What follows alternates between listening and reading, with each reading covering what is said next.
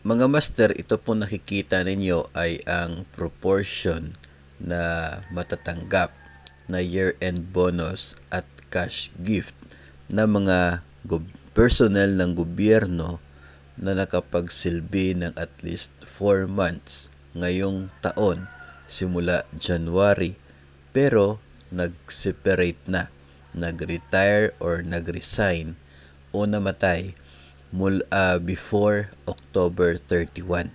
So ito po yung proportion ng kanilang matatanggap depende sa bilang ng mga buwan na kanila pong serbisyo ngayong taon.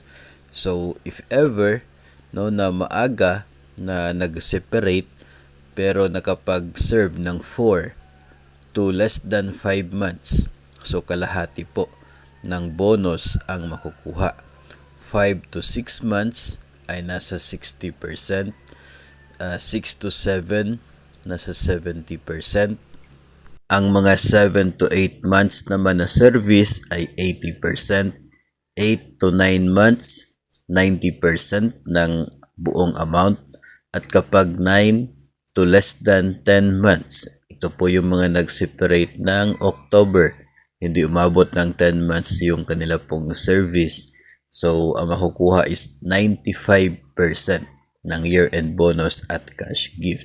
So, hindi buo yung kanila pong bonus na matatanggap from the agency kapag separated before October 31. Yun po ang nasa guidelines DBM Budget Circular 2016-4. Ang tanong naman ngayon ay kung kailan nila matatanggap ito pong kanilang bonus.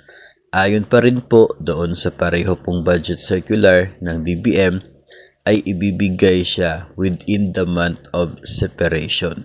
So kung kayo po ay nag-separate ng June, so doon din po possible din na sa June or July yung payment niyan sa inyo, hindi po sa November. So wag na mag-expect pagdating po na November 15 kahit eligible ka, kasi yung payment po as per guidelines ay doon sa month ng inyo pong separation. So ang nangyayari nito, mayroon po tayong tinatawag na yung last payment from the agency, kung saan ibibigay ng agency yung lahat ng mga natitirang claims mo, tulad po itong year-end bonus.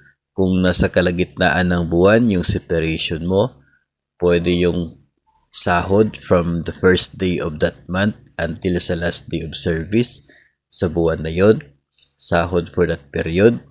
Tapos ito din pong proportion ng year-end bonus and cash gift ibibigay din po sa inyo. So ganoon po ang mangyayari.